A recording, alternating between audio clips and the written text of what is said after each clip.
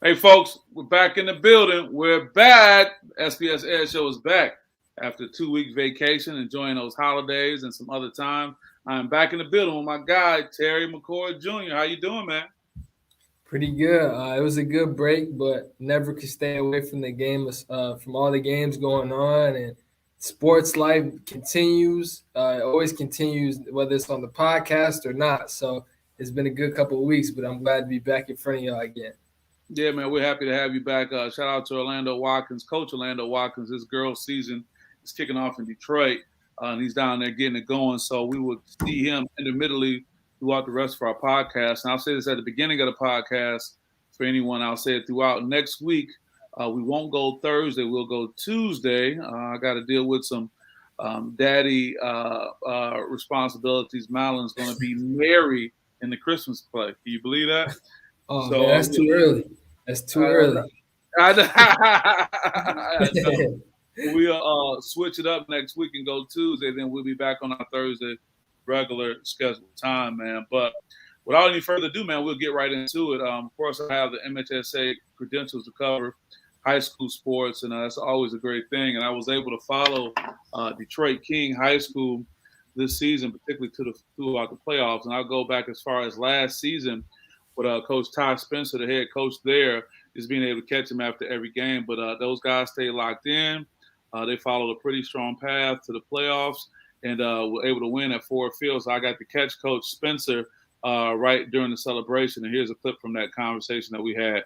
Ty Spencer, the head coach of Detroit King, Division III State. Would you? I just want to say you got a good word to say. Hey man, feels good. Feels good. What was the halftime speech? What'd you say at halftime? Hey, I told them like they can't handle us if we execute and do what we got to do. Too many mistakes. Yeah. And so we got it back on. We was making stops, and offense did what they needed to do when they needed to do it. Yeah, goal line stand, man. What does that mean? Great. Just talks about our defense, man, how we are. Yeah. We just resilient, man. It's a resilient group. They come with turnovers, stops. Love it, man. Job well done. Congratulations, Coach. We'll see you. Yep. That was a good time down there, man. Right in the mix of it. Shout out Coach Ty Spencer and the whole King staff. King has a championship culture going on over there. I got George Ward is the head basketball coach, and King was able to win the Detroit Public School League championship in basketball. So it's definitely a championship culture. Before I go to you, Terry, to get your take on the comments that Coach Spencer made, I was with Coach George Ward just last week at Waverly High School for the Waverly Thanksgiving scrimmage, and he made a very good point. He said when you have a winning culture, your players win at everything. He referenced winning in the classroom, doing the little things. And I think that's really important. And not being too far removed from being a high school athlete, particularly football, what was it like hearing those comments from Coach Ty Spencer right in the midst of winning a state championship? I think he brought up some really good points because we already know they had the athletes. I think what really made it so different was the fact that, with that winning culture, it comes with everybody's best shot. And I think a lot of people don't understand it's hard to be at the top in sports, especially high school sports, because high schoolers, go through so much in a day. I mean, everyone thinks it's so easy to be a high schooler, but they're still kids. So it's like they're held at a standard, they're held at at these expectations, and it's like they're getting teams' best shots every week. Like, I mean, the week before they played DeWitt, they played Mason. So I mean, another local Lansing team giving Detroit King their best shot, and they weathered through the storm, and they got a big win. So I think this week was kind of the same course. DeWitt, champions last year, coming in trying to be two-time champions with that great senior class they have over there. I think DeWitt gave them their best shot. I wasn't there to see the game, but I know DeWitt came out ready to play. DeWitt's committed to their program. I think $66 million millage to get the weight room and some turf in DeWitt, Michigan. So I think it's really exciting.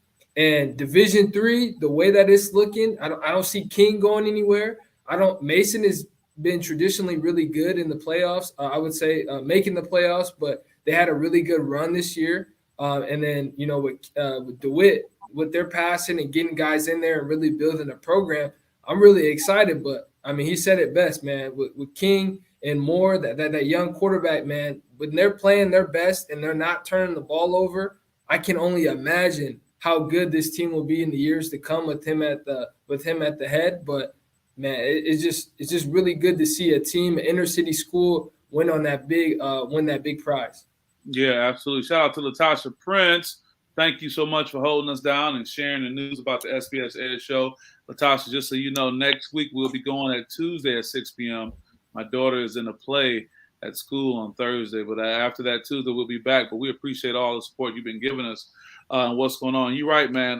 That winning culture is important, and we know too well that, unfortunately, the racial dynamics that come into play sometimes when you have a predominantly black school going up against a predominantly white school, unfortunately, the racial tensions come into play. And I have to say it on our platform. There was discussion before about early on East Lansing High School experienced some racial issues with South Lyon when South Lyon came to play, writing some inappropriate things up in the bathroom. And I heard about that, when it happened.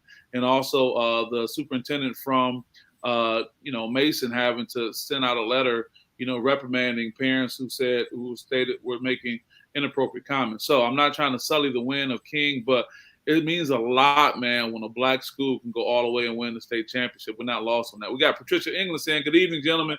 Miss you guys. We miss you too. We realize how much we've been rocking and rolling. But we had to take a break and whatever or not. But no, I'm happy for King, and you're right. Dante Moore, the quarterback, is coming back. And whenever you got a great quarterback, man, you can plug and play. You can, and those players are gonna want to go there. There are a lot of top recruits going there. These guys are going to schools like Notre Dame, Michigan State, and the such. So we will definitely keep an eye on that. I want to keep an eye on Coach Todd Spencer. You got to keep in mind too. What did we see last time? The last time we saw West Bloomfield's coach Bellamy win the state championship. You end up at this dude who won the state championship. Ain't no telling. I don't know if your man, Coach Mel Tucker, might come calling like, "What's up, man? What's up? What you want to do?" Hey. So we'll see. You heard it here first, so we'll keep that in mind. So we have to keep the news rolling. Somebody on this podcast really may not be as happy with this conversation, but we have to have it because it's newsworthy. But down go the Buckeyes.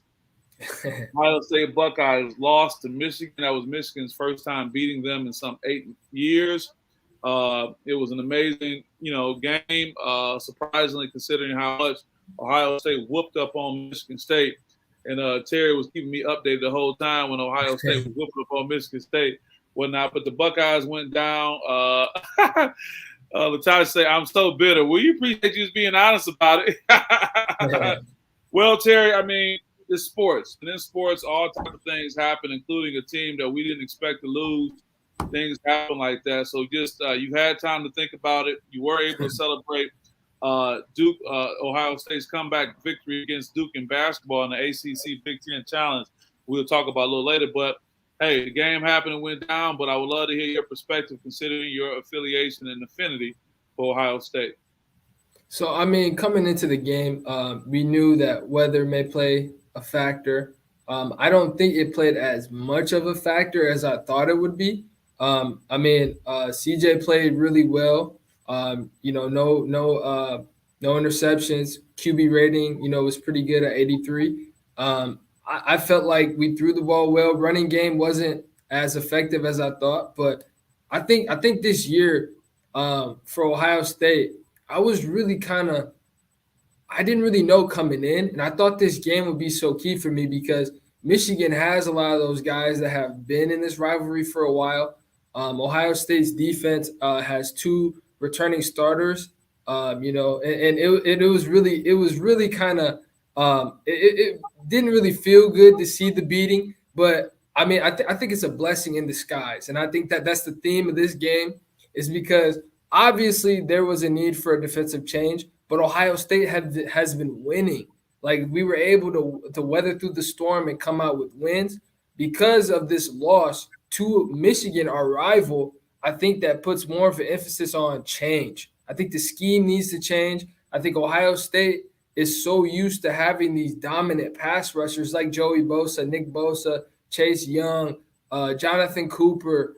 Me and my dad were talking about how they're just so used to being able to rush forward and get to the quarterback while the back end on defense are just kind of catching picks, catching bad throws, being able to contest balls thrown to the receivers that aren't as accurate because of the pass rush. So this year, we're seeing Ohio State have to rush 4, 5, 6 guys. They're not used to that. You can't sit back in the zone and be zone-oriented when you're rushing 4 and the 4 aren't getting back there. McNamara didn't have the best game, but I do think that because how well Michigan was running the football, Ohio State was running a 4-2-5. You can't run a 4-2-5 against a team that will run the ball down your throat. Hassan Haskins, 5 touchdowns. It just proved you cannot run a nickel defense against a power running team. We're having guys like DBs making tackles against running backs, polished running backs. Like you cannot do that. And so I think that,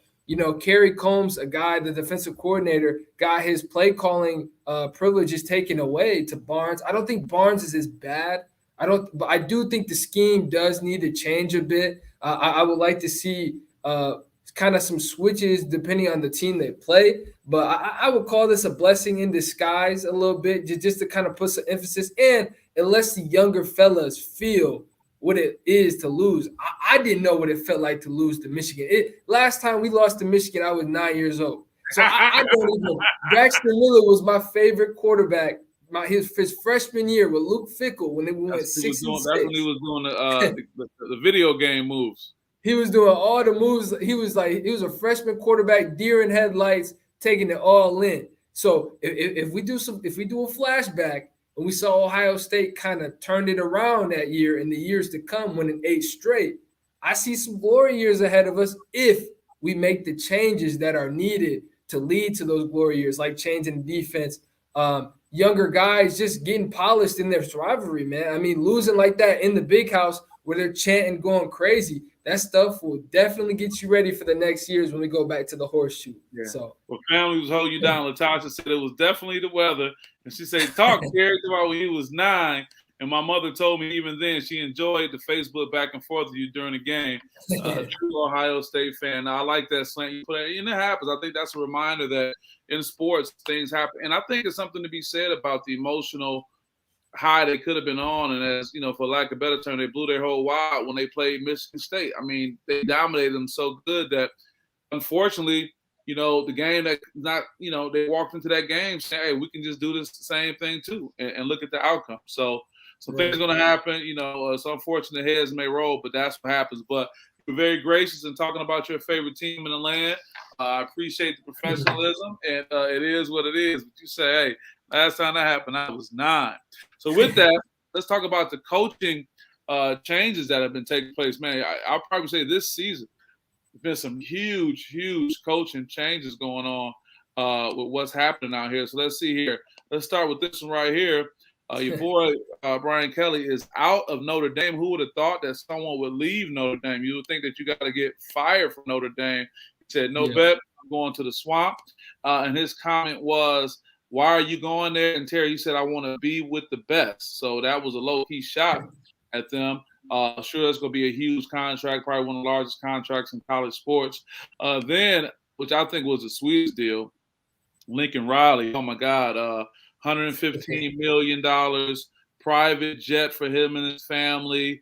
They paid off his 2 homes he had in Oklahoma. Shout out to having 2 homes in Oklahoma. Yeah. $500,000 above market value for each. So that was another $1 million in his pocket. I mean, I heard Keyshawn say on his show in the morning that, that USC low-key is the best job out there. Because to be honest, there's no real expectation. Anything you do will be considered a help. And you got the weather. So it's definitely something to be able to look at. So also, too, I want to be able to add that, low-key, I won't say history is being made because we've seen African-American coach at Notre Dame. But what's my guy name? Is it Marcus Freeman? Says going to step in right now. So that's pretty much a done deal that he's going to be the next coach of the Irish. So with that, to see a brother rise up to get that is something to be said. And the fact that they didn't give him an interim tag, the season is practically over, obviously, but to just get him set up to go right now. But what do you think about those coaching changes and which one stands out to you the most? Well, first, congrats to Marcus Freeman, a former Ohio State linebacker, getting a good coaching job down there. Hopefully they have his back. He's been there, and it kind of leads to my points, man. So first, I'm gonna go with Brian Kelly. I'm very disappointed because Notre Dame has a chance to be in the playoffs, and contend for a national championship. So I'm not really a big fan for taking that trip down to the LSU. I mean, you could say LSU has the athletes. SEC comes with the high prestige, but I just not really a big fan of it. You got to play Saban and you got to play Georgia. I mean, I guess you could say that it guarantees you a good resume to get to the playoffs if you beat them. But again, the key word, beat them. You got to beat them. So it's like if you can beat them, I mean, I guess it's a guarantee, way in there as Notre Dame, where they play these different they're an independent team. So they play these different teams. And a lot of times those teams don't always hold up to being good. And so it makes Notre Dame's resume not look so hot, which you can see this year. But again, I'm disappointed. I'm disappointed how it kind of, flipped out. I don't like how his transition, he wasn't very transparent in my eyes. I think Lincoln Riley was more transparent, but it was the words he used. And the Oklahoma players called him out. They're like, Lincoln Riley said, I want to make this place the mecca of college football. There was a player that Isaiah Thomas, is so funny. They made a joke saying, everybody, who else is named Isaiah Thomas? How many are there out there? So I just thought that was funny. But he commented underneath and he was like, man, he said the same thing to us. And I thought it was so funny because a lot of times coaches do find themselves saying the same language and then they're out the door. And a lot of these players are realizing that, especially with like players that commit to schools. They feel like he said the same thing to us. The same thing. And it's like these players don't feel like they have to be as loyal and buy in because of the fact that these coaches are bouncing. So it's like, man, it's so messed up. The way that Oklahoma's season has just kind of flipped out the window. It's like, man, how long has Lincoln Riley been thinking about this? Because think about it. He has to research where he wants to live. He has to research what kind of resources and stuff. No coach is just going to take a job on that level and just think that everything is just going to pan probably out. When they said the job was open, they probably were reaching out to him because he's been a high commodity, especially on the NFL level for a long time.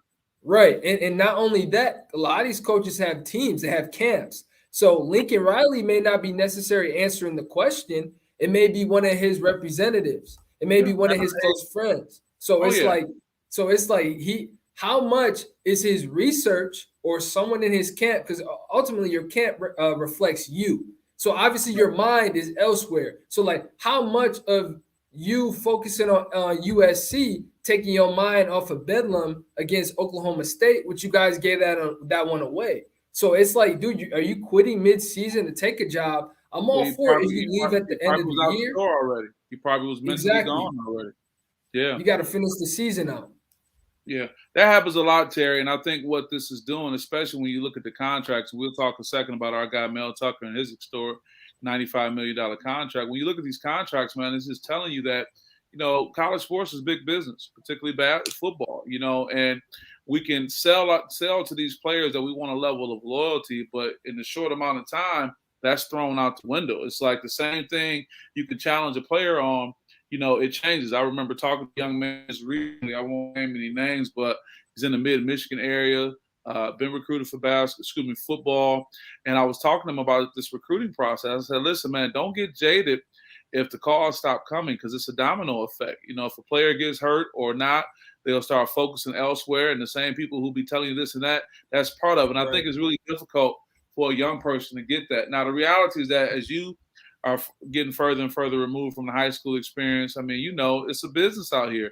And guys can say what they want until, another opportunity comes calling. And people do it all the time. But there has been this scrutiny on players and calling out players because of their loyalty. Matter of fact, I was watching Rich Paul's Clutch Academy, and they were talking about Jalen Johnson during the draft for the NBA, bringing up, did you quit on Duke? Give me a break. Did I quit on Duke? How many coaches quit on their teams? You know what I'm saying? With no question. So I think it's an ongoing thing. But speaking of that, let's talk about another historic deal. Our guy Mel Tucker. First of all, I want to congratulate him for getting a Big Ten Coach of the Year. You see him chipping in, on the PJ, coming through, getting it done. always representing. I got another pic of him getting it done when he's out rocking the Jays and everything, but that's how he likes to roll. But we want to congratulate Coach Mel Tucker on definitely his accomplishment. $95 million over 10 years, 2 big-time boosters, Matt Ispia, and I forget the other gentleman's name, are looking at, pledging those dollars. And if you think about it, for them, these guys are like billionaires. That's only $5 million a piece for each of them. So if you think about it, $5 million a year for 10 years, like, oh yeah, okay, we'll give them $5 million. Yeah, so these things can get done, man. But speaking of your Ohio State Buckeyes, I think that game against Ohio State, if anything, validated why he needed to have that kind of contract and show the disparity of, despite Michigan State, contending to how far they still have to go, be a national contender. So I'm happy for Mel. There was a lot of love on social media for him getting that contract, and I hope that can only allow him to lock in. And, and I guess, and I'll say this last thing, Mel Tucker may have never even really been a real candidate for LSU. So many times it's the names that you hear are the ones that aren't not even in it. They just throwing people off the scent. So Mel Tucker's name is floating around. He's probably like, I ain't even said nothing to them. Then you got the Brian Kelly's working in the background. And I totally forgot about Lincoln Riley and how popular he was when the USC job came up. So anyway, Mel Tucker has a huge deal.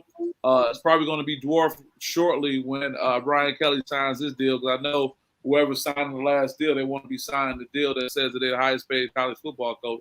But what do you think overall about Mel Tucker getting Big Ten Coach of the Year, as well as him getting that huge deal?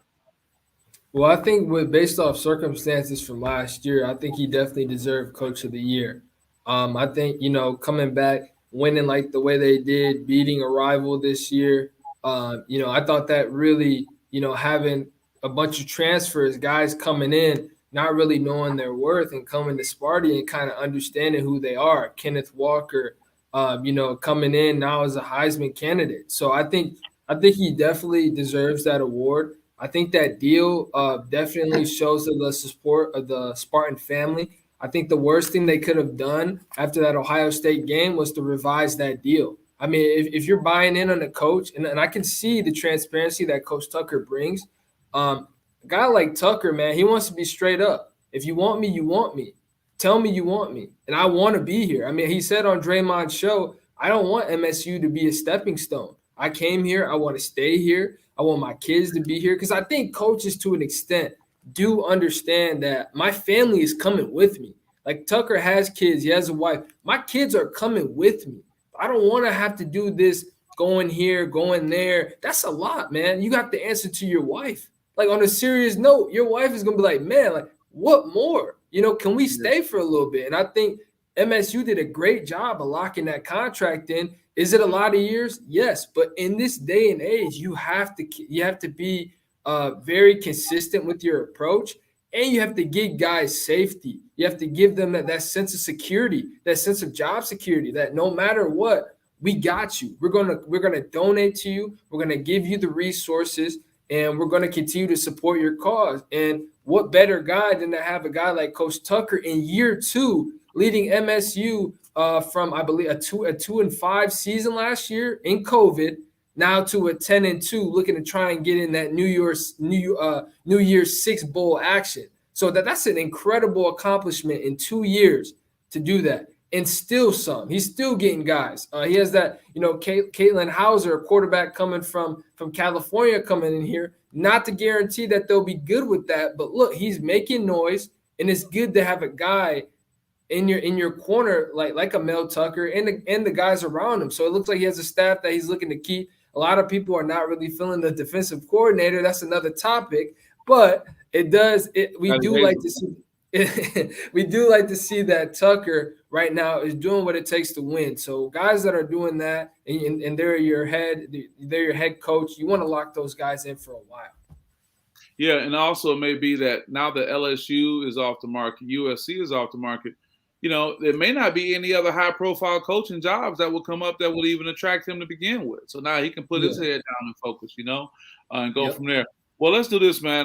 We got a lot of our basketball folks lining up. They got some great comments in the queue for us. So why don't we take a quick break and thank our sponsors, and then we'll get back to it. We'll talk a little Big Ten ACC Challenge, talk a little women's hoops, and actually we'll finish this whole rest of this evening out with hoops. So just in the meantime, I want to thank my guy, Horatio Williams and the Horatio Williams Foundation. On December 10th and December 11th at North Farmington High School in Metro Detroit, there's going to be the Horatio Williams, tournaments that's going to be taking place. There'll be several teams throughout the state that'll be there, and SPS will be in the building. Shout out to Dick's Sporting Good. We appreciate them for all their support and what's going on. And also Gilead Sciences, thankful for them. Sponsors are the lifeblood. If anyone's listening to the program and you want to get your brand mentioned or whatnot, definitely inbox us and talk about what sponsorship looks like so SPS can put you guys out there. So before I get into the Big Ten ACC Challenge, and actually one of the questions is going to apply that, let me read some of the questions that some of our great supporters have put out there, Terry. That way we can kind of infuse that so everyone's getting in. Women's basketball, good to see you again.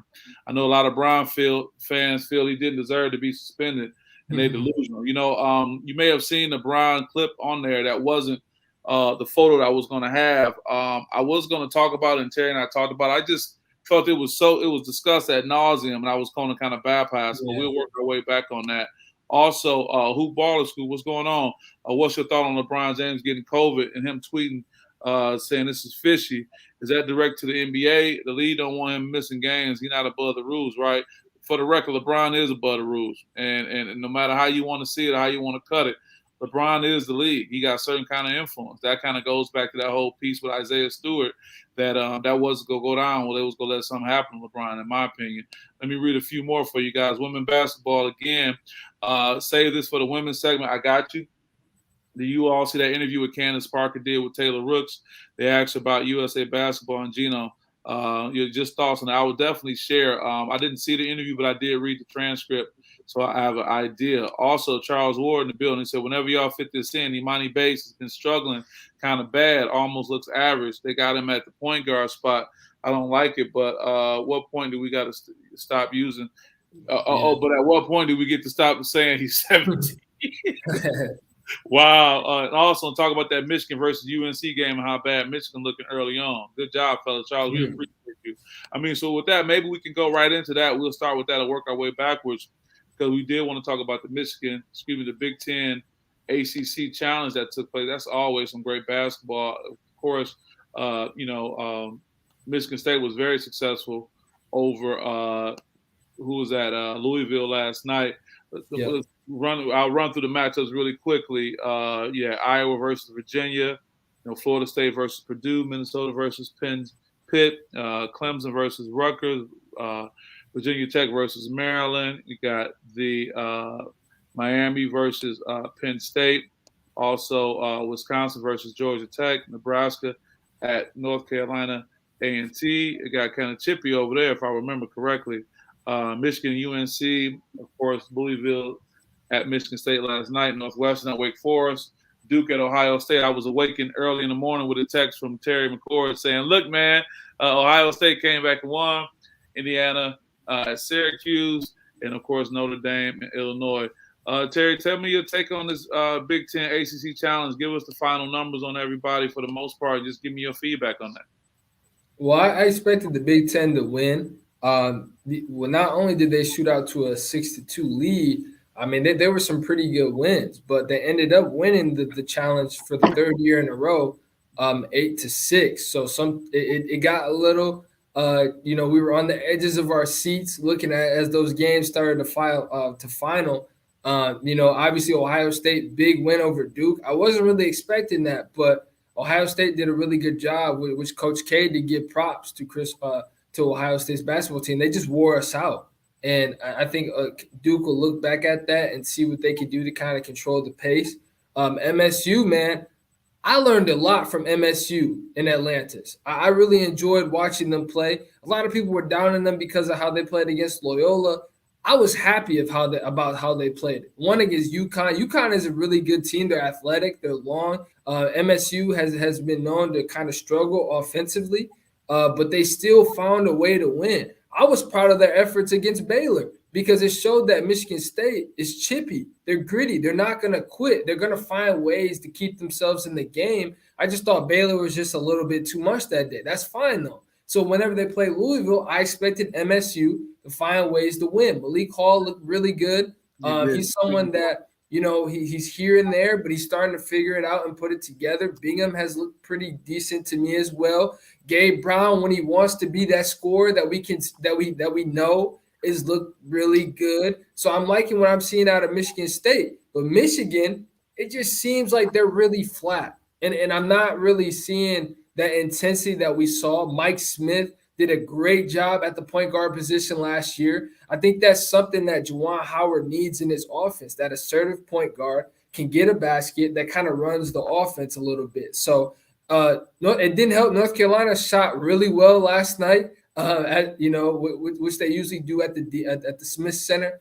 But Michigan didn't shoot very well. And I think, guys like Brooks, I think I need to see more out of him. A lot of their seniors, but I think I like Kobe Buffkin's game. I really like how he attacks the paint and moves the ball and moves around in their offense. So Michigan's really raw. I think they're still finding their identity, which I'm a big fan of the Big Ten versus ACC, the Champions Classic, the Battle of Atlantis, Maui. I love all that because that's where you figure out what kind of team do you have. We've heard Izzo, Krzyzewski, Self, all those big-time coaches talk about how from November all the way to January is a time that it's okay to have those kind of goof-ups because you're trying to figure out what kind of team you have. And it's so important because you want – Kansas losing to Dayton, that was huge. That was one of the biggest upsets for the year. Right, and we never know. Kansas could end up winning. So it's like you figure out what kind of team. Yeah. I mean, I'm just, I always hate on Bill Self just a little bit. I don't blame you. I mean, Bill Self to me, he's like my Brian Kelly, I would say. So I'm kind of in the middle with those kind of guys. But I just love can't get fired. I just love the preseason play though. Well, not preseason, but like the postseason play because you're able to see teams struggle, which is fine. As we'll see later with the Charlotte Hornets, we love to see that though because we get to see what kind of players rise up to the occasion and show what they're worth. So I'm sure Michigan will figure it out. Juwan Howard's a great coach. He has the Michigan faithful around him. I'm sure they'll figure it out, but it's still really early though. So I think this is what really makes teams and have those longer runs in March because they figure out what team they are now. Yeah, no, very well put, man. It's a lot going on, and you're right.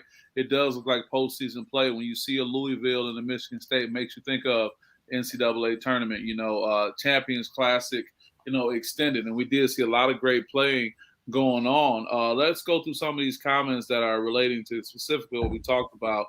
Hoops Hype also said, let's go back to the Michigan State versus Baylor Tyler game and how you think MSU so far looks. That's what Terry was touching on. They beat a shaky Louisville team, I thought. When is Hauser going to show us something? And Purdue looks good. Hauser's hit his ceiling. I'll say that for the rest of the season. I just think that, trying to expect anything up out of him more than what he has is not going to be it. I think the novelty of Hauser was the whole thing going on. And thought we had a good situation in that. And I just don't think he has anything else to give. And he just may be at a point where mentally he's tapped out as well. Also, Hoops Hype and we'll go back to that Duke versus Gonzaga game. To me, that was the best played big game of the year. They set a attendance record. Yeah, everyone want to check out Chad Holmgren, and everybody want to see Coach K one more time, wherever he may be. I like Chet Holmgren. I said Chet Holmgren. I like him. He's a trash talker. He's unique in his role. And he figured, hey, I'll go to Gonzaga. I won't get beat up on too much. I'll get a chance to play possibly for a national championship.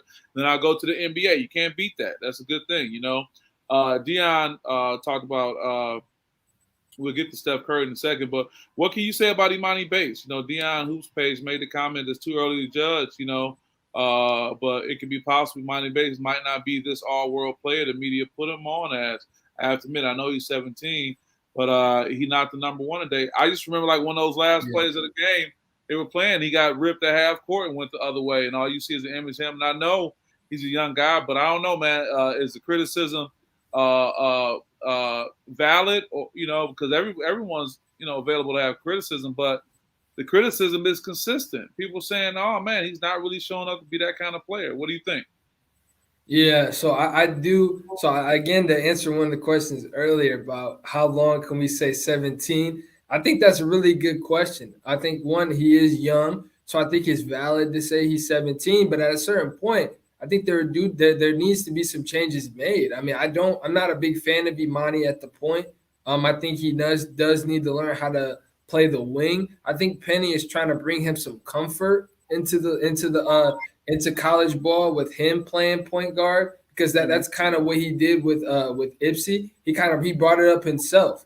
And so I think they're trying to figure out a way of comfort, but I think he's a wing guy, and I think he needs to learn how to play without the ball a little bit better. And ultimately, as you see with Curry, man, I mean, Curry is very unique, but players just, if you learn how to move without the ball, the game just becomes so much easier to you. And I think as Imani grows and understands, you're going to have some bumps in the road, but you're going to end up, how do I make this the most efficient game? As we'll talk about with Phoenix, with Chris Paul, how do I make this the most efficient game? Not really having to put much emphasis on myself. So I think as Imani learns how to let the game come to him and just go out there and play ball, and not really, I can't really tell if he's hearing the noise, but I just think that right now is good for him. Like I said with Michigan, take these lumps and bumps, right now, and kind of figure it out. I'm pretty sure he may stay next year. I don't know. I'm gonna put a question mark on that, but I think this will be good for him to kind of just figure out what he is as he's still growing as a ball player. Yeah, I would go on and say, first of all, shout out to Aaron Mays in the building. Our guy, Aaron, good to see you, man. Appreciate you.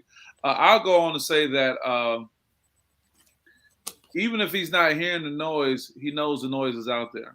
He knows the hype and the fanfare that he had leading into him getting ready to play. So it's there. Aaron says, oh, he hears the noise, sure.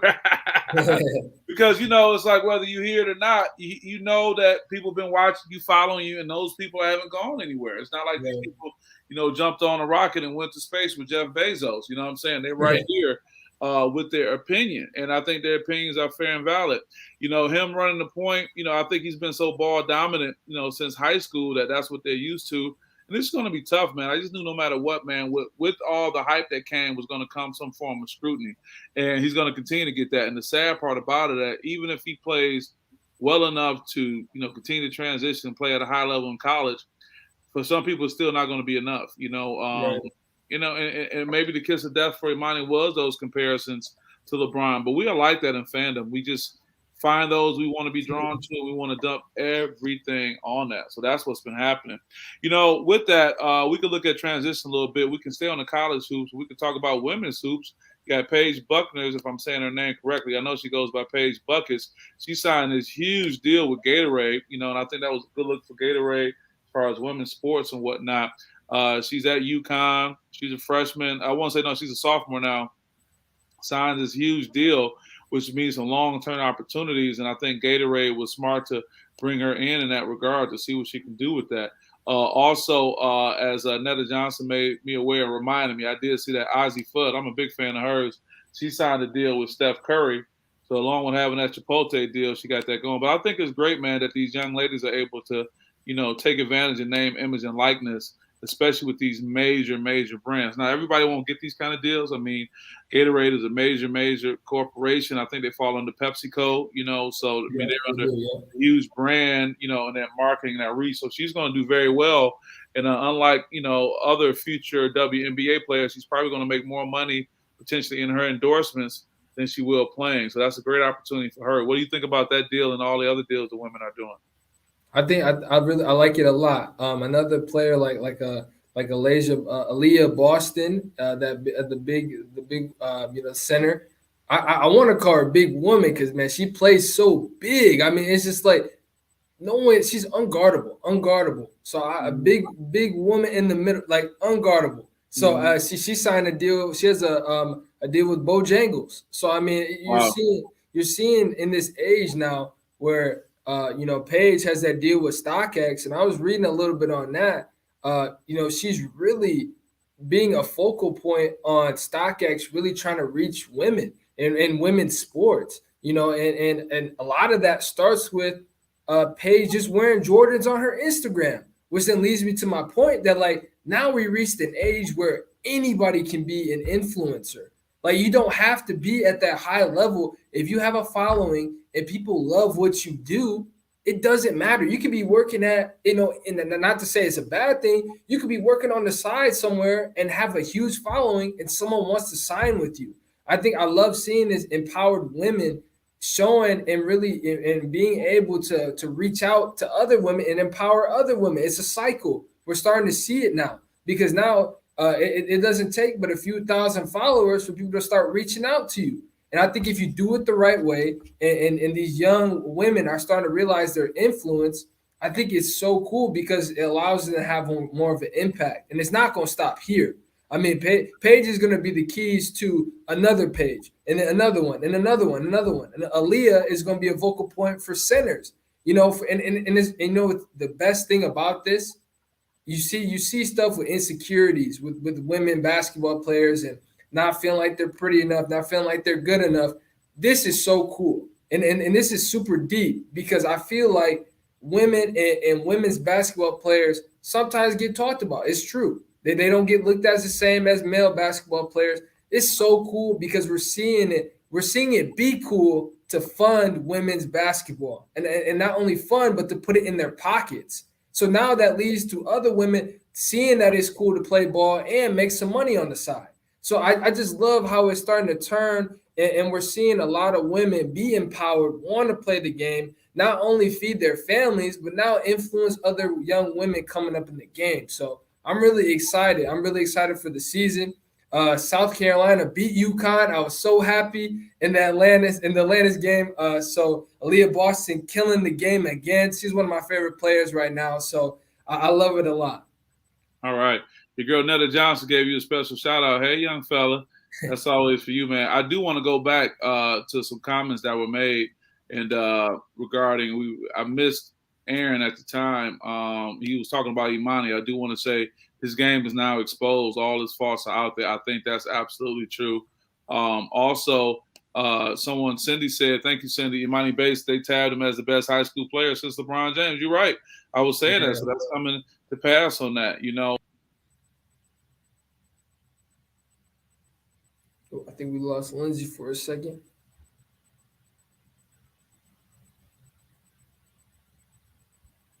Sorry about that, Terry. If I jumped off for a second, I'm sorry about that. He's like, hey, you left me hanging, man. I don't know what that was about. But, yeah, man, I mean, that's the reality of it. To your point about Paige and all these other female athletes, I think, you almost got a credit to it, though, to the horrible conditions of the bubble with the women from the NCAA on to what was happening and just things happening. So we got to take advantage of that and do that. So let's do this. We're still talking hoops. I want to talk about the Ball brothers for a second, man. There was a great image circulating on social media of them. And let me tell you something. Whoever said LeBar was crazy like a fox, he had it right, man, because here is a visual of his boys getting it in, playing at the United Center. I mean, packed house. I mean, this not garbage time, my baby. They out here getting it. But also, too, at the time, I think both of these brothers are averaging probably about 17 points a game. I mean, their stat lines are significant, and they're out here playing. And so to anyone who said LeVar Ball was crazy, thinking that his sons was going to play in the NBA, and then him also saying that, the youngest, the baby, was the best, you know what I'm saying? What can you say about him? No, so it's been really cool to watch them play. It's been really, it's been really awesome to see. Not only because the Bulls are winning, they're fourth in the East right now. The Hornets are ninth in the East, but they started off strong. Adversity did hit them. They lost a lot of games straight, a lot of L's in one moment in the beginning of November, but we see him bounce back. I mean, last night we saw LaMelo and Giannis go at it. Yeah. I mean, it's LaMelo go learn. The game ain't over till it's over, though. but it was cool because LaMelo brought them there, and a lot of people counted them out. It took a move from Giannis that we've seen so many times. Can't stop. I mean, it was just like poetic. It's just like, man, it's like we know the ending already. Like, just go ahead and kill us, Giannis. Like, we already know what is going to happen. So it's like, but I mean, you saw the respect, man. Everybody was going up to LaMelo. Everybody wants to swap jerseys with him. Like, everybody loves seeing that because real recognize real. Everybody knows this kid is the truth. So let me get some action with this kid. Let me go talk to him. Let me put some gems in him because I know this kid is going to be the face of the league soon. With Lonzo, what I love about him, and I said this from the jump, I said, let Lonzo pick where he wants to go with free agency after that whole thing with the Pelicans. Let Lonzo find a place where they support him. I don't think the Lakers supported him well. I don't think the Pelicans did. I feel like the Bulls took him in for his own. He's shooting the ball better from three. He's above 40% from three. Lonzo Ball. He changed his shooting style too. He changed his shooting, and we see the confidence too, like willing to be a spot-up shooter. Oftentimes we see him hesitate a little bit, not really want to take it, but we're seeing him play really well, and he's found his identity as a ball player. And then that's what happens when you get to pick where you want to go in free agency. But also, we got to say this too, Terry, if I can interrupt. Mm-hmm. You got to let these guys develop, man. You can't expect these guys to go to the NBA and be what we expected them to be coming out of college. These guys got to learn this NBA game. They got to learn this NBA lifestyle. They got to get settled in. And here we are a few years into these guys' season, and then you start seeing these guys being what we thought. But, look what it took. We just have this instant expectation of success. Right, and we're seeing not only develop, but we're seeing them develop other players as well. I mean, LaMelo is helping Miles Bridges get some of his money. LaMelo is a big reason why Miles Bridges is made cash in over $100 million contract this upcoming year. So I think it's really cool to see that, and we're seeing the fans love LaMelo. We've been loving LaMelo since he's been 14 years old when he was on that Chino Hills team. So I think it's really cool to see him grow. And again, big props to the Pop, man. Pops, LeVar Ball saw it. He invested in his kid. Parents never let anybody tell you that your kid is not special, because look, the dude invested in his kid, put himself on the spot saying that he was going to be the next great thing. And we're seeing it display right now. Yeah, you're right. Shout out to Mike Hoops page. He said LaMelo Ball is must-see TV. Michael Goat Jordan has been smiling. Yeah, I'm sure he has, but Michael will never be satisfied. What I do want to do before we keep going with the hoops, we did miss a topic we said we were going to add as, talking about Gino and Candace Parker. I know a lot of people, including our brother Aaron Mays, made a comment. Did you see the recent Candace Parker stain on Gino? I know. And also someone else that mentioned that too. It was Netta. Shout out to Netta. She said, yeah, y'all see Candace Parker opens up about Gino cutting her off at the top of her game in 2016. This is like Isaiah Thomas off the Dream Team. All right. You know your stuff. That's real. They both don't like each other. In her time at Tennessee, said she had never lost to him, and he never won titles in her time. That was true. That span, always been a kind of asshole. And at the time, she was a top player and top face in the game. I'm glad she spoke her heart. Miss y'all show. Ain't been on like 3 or 4 weeks. It's only been 2 weeks, Netta. You ain't been on. She said she ain't been on in 3 or 4 weeks. Yeah, we've been off too. Netta, we appreciate you. You kind of put it all in a nutshell, but I think there was some hate there. It was always about Tennessee versus UConn, Pat Summitt versus Gino, and he probably took it out on there. Probably was already some bad blood. And you're right, he did, and he kind of put that out there like that. So now, because Candace isn't just some college player that went into obscurity, Candace, in all fairness, has a larger platform than Gino. Yeah, Gino got 11 chips at UConn, but Candace got, WNBA championship, collegiate championships, and she is in primetime media. So her voice is really going to carry. And I think if you go back and forth with this, if you want to consider this a piston match or whatever it may be, I think Candace has the upper hand. What do you think, Pierre? I agree. Not only that, I think people just have to let go that not everybody likes everybody. It's sports. At the end of the day, these are still people. Although, women it's women's basketball, it's the same as men's basketball. You got players that through the face of competition, feelings get involved, and you don't have to like them. Isaiah Thomas and Michael Jordan to this day don't like each other. That was a great point that she brought up. It's who cares? And I think it was really cool that she wasn't faking it. She was just look, I think it was some hating. It was player hating. He wasn't feeling me and he cut me. But I don't know why though. And then she said it was if you felt that way, why would you even bring me out there? Exactly. Why would you even bring me out there, whatever, whatnot? But I think the key though is just think about this, man. Gino, I think, is an Italian immigrant. If I'm saying his ethnicity correctly, forgive me, but I know he talks about being an immigrant. and coming here. And at the end of the day, he's still considered a white man in America. And he's had a lot to say. But for a long time, think about it, Terry, 10, 20 years ago, what Geno said would have been it. Candace wouldn't even have no comeback for him. Candace wouldn't even be able to say anything. Oh, well, look what Pop said. Terry McCoy, he wanted to embarrass her. There you go. It was that deep. But just to say that he could have done that, Terry, I'm referring to Terry McCoy, senior that is, he could have done that. But now Candace has grown her platform that you can't mess with Candace. Right. Just by her saying that, she could have said this, and it could have been a tweet from a former Tennessee player that, I might remember her, the girl that, dunked the basketball. But this is Candace Parker. And another thing, too, Candace Parker ain't going nowhere. So I think that's really going to just put that out there with him.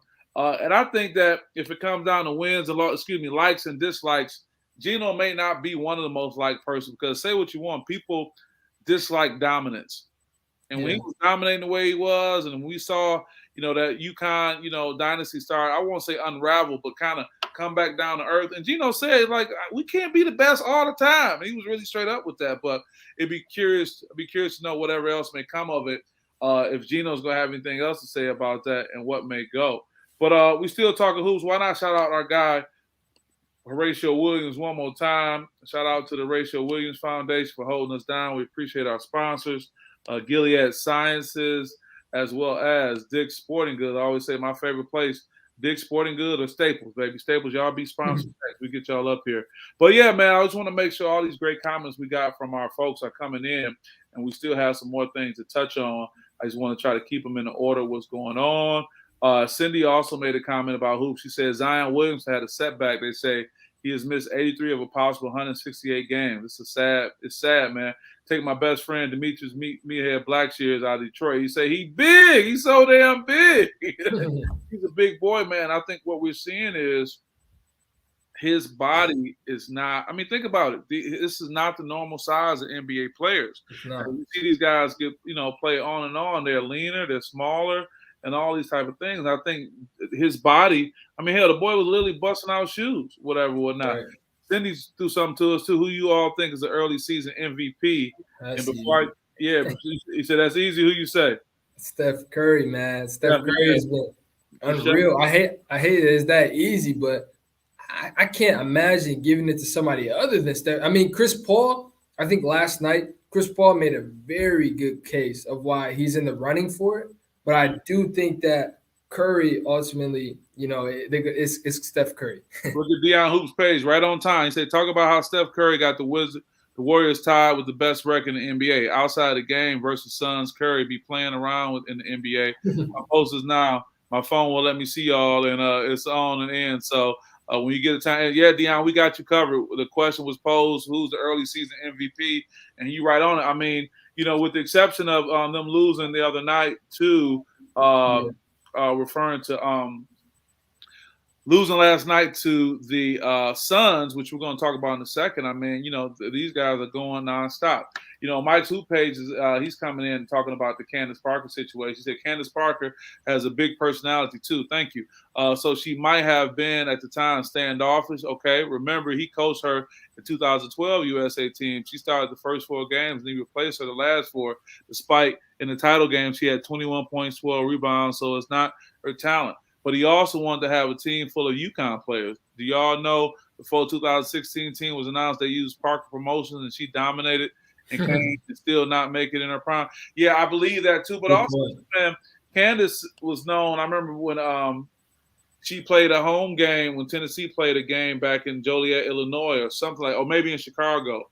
And Candace violated curfew and stayed out. And Pat Summitt sat her down in front of all her family and friends. So Candace probably didn't have her growth spurts and felt herself. Yeah, think about it. She's a pro athlete too. But now we're dealing with someone like a Geno who is just as big as basketball. This is not one of those coaches that goes away quietly. Geno Amarano, I always have a problem saying his name. You say his name, Terry. Let me see if I say it. Oriema. That easy. That's all I need is to go to the guy, Terry. But Geno, them 11 championships, man, he don't want to hear it. And you got to think about it. He's been a coach of women, so he's probably not into any, pushback from any of the women that he's coaching. And Candace Parker got her own personality, so it comes down to that. We have touched on a number of things, and I appreciate everybody for sharing. We got a few other questions that go into what we're saying before we wrap up with Phoenix Rising. We can say this too. Monica Jackson said, question maybe for the end of the show. Lansing, to me, why has basketball talent been at its worst? We have talent, but the D1 talent like Magic, the Vincent brothers, Marcus Taylor, Ron Banks. Shout out to Ron Banks and LaDontae Hinton. I was just talking about LaDontae Buckeys Hinton today. Not at that level. I don't know, Terry. This is your hometown, man. What's up with the talent, man? What's going on? Well, a lot of it, I think it's the pedigree of Detroit and those kind of teams taking over. I would say like Detroit is kind of like how Lansing was. I wasn't around them, but compared to what I've been hearing, it's like that. And, a lot of it sometimes school of choice. I got to be real. School of choice, going out to those other schools and not coming here. That comes with resources. Team players that could be in Lansing winning games. We're missing out on money that could be used to further bring in more players and to really support and buy stuff. But there's still talent around here. Don't get me wrong. The greater Lansing area still has a ton of talent. But I think that everybody, because you have, the percentage, like the percentage of like the players that make the NBA, like it's so slim. I mean, not everybody is an NBA guy, and that's fine. It's just the fact that if you're a good ball player, talent will always be there. Talent has always been and will always be around, period. Yeah. But not everybody is going to be in the league. Not everybody's going to be a Denzel. That's why they're who they are. That's why they're so different. But that doesn't mean that there isn't other talent. But I think there's a good point, though, was there surrounding factors that do cause that. Yeah. Aaron, our buddy, says per capita, I think talent in Flint is number one to say. And I think the key phrase you made is per capita, because people will lose sight of that. But you're absolutely right when you talk about a concentrated community. Back with Candace Parker, Hoops Baller Scoop says, I don't think Candace Parker is bitter. The interviewer asked her the question for someone who thinks she won't let it go. Yes. Asked the question. That's true. That's true. But when you talk about having a relationship with somebody, a lot of times you can prompt that. But, she got it out there, and there's something to be said about it. Well, let's finish with Phoenix Rising, man. Let's talk about these Phoenix Suns, getting it in. They were successful last night against the Golden State Warriors. They actually play them again tomorrow in San Francisco. They've been balling, man. And I wonder if last night's game and the success they had, did it have anything to do with not having Devin Booker? Sometimes when you have a ball-dominant person, sometimes that can really open your team. And they probably didn't have a scouting report that did not include that. So I'm just curious, and it'd be really interesting. See, I don't know if Devin Booker's going to be back. That was a hamstring pull he talked about. I don't know if he'd be back by tomorrow night. But, no knock on Devin Booker. I'm a fan of Devin Booker. But sometimes when you have a very ball-dominant player that has to be out, it changes the dynamic and it opens it up for more people to score. So the same person who may have been averaging 10 points may average 15, and then you spread that around a little bit, you already see what those numbers are like. So talk about in general this whole Phoenix thing. I've been seeing a lot of people post on social media as they were going for the streak, which they actually have now, with the record. Like, why is no one talking about the Phoenix Suns? And shout out to one of our followers just made a comment too. I want to make sure I got the right person who said that. Let me go back. She was saying, what's up with these Lakers? I'm getting tired of the Lakers. These old men, who said it? I'm going to find out who said that. But as we talk about that, brother, tell me what's your take on what's happening with the Phoenix Suns and Phoenix Rising, as we put it? Well, I think their best player to me is Chris Paul, will always be Chris Paul because, man, Chris Paul has proven why he's a very valuable player in this league. He's averaged 14, 10 assists, but just the way he takes over a game. Those ending minutes of yesterday night's game, he just took it over. He was telling guys, get out the way, let's set it up, let's run it. That's what point guards do. That's why it's a nickname, point guard. That's just what he does. And what's so cool is that his usage rate right now, it could be one of the lowest in his career. So it's like we're seeing Chris Paul still be effective, but they're not using him technically by stats as much as they would normally use him, which means he still has a lot in the tank this season. So that could scare a lot of people. That could be exactly what we want in some fans. But I think that just goes to say that Chris Paul, again with Imani Bates, a lot of times with age, you start to get a feel of like, man, how do I still be effective and still have some juice in me when that playoff time comes? And I think that's what we saw with the Bucks. Maybe lost some juice and kind of fell out of the game, and which led to them kind of choking those games. But I think Phoenix right now is the title favorite. I think getting Booker back, because Booker's struggling a little bit. He's not having that year. Still playing against, who do you see them beating in the Western Conference Finals, and who do you see them winning the championship against? So with the West, I think the Clippers have a strong case. I think Clippers or the Warriors. I think right now, I think the Lakers got to put some stuff together for me to even really go on a limb like that. But I mean, but at the same time, man, I think Chris Paul is just so effective. And another thing to point out with that usage rate, Mikal Bridges is playing really well. I think Ayton is there too. He's putting some stuff together, working on keeping him around. With you got that veteran presence with Crowder, because Crowder will knock down the ball on your head. Exactly, and I think Booker right now, I think with his guys playing around him really well, allows him to kind of get through these struggles, get healthy. I think Chris Paul is saying, "Hey, look, young fella, get healthy. I got us right now. Do what you got to do to get healthy. I'm gonna carry the ship right now." He's the captain of the ship right now with 17 game win streak, and they're 18-3. It's like so they turned up the notch at 1-3 and was like, "Hey, it's time to go." And a lot of that starts with your point guard and being able to be the head. And we saw how he transformed that team last year. So he's just kind of picking up where he left off and really proving why that man is very valuable no matter what team he's on. Well, Kyrie wanted to come back at you on that prediction that it may be Phoenix beating the Warriors for the Western Conference Championship. He said the Suns can't beat the Warriors with Klay Thompson and James Wiseman. Sorry. Curry would never shoot that bad again. We'll see.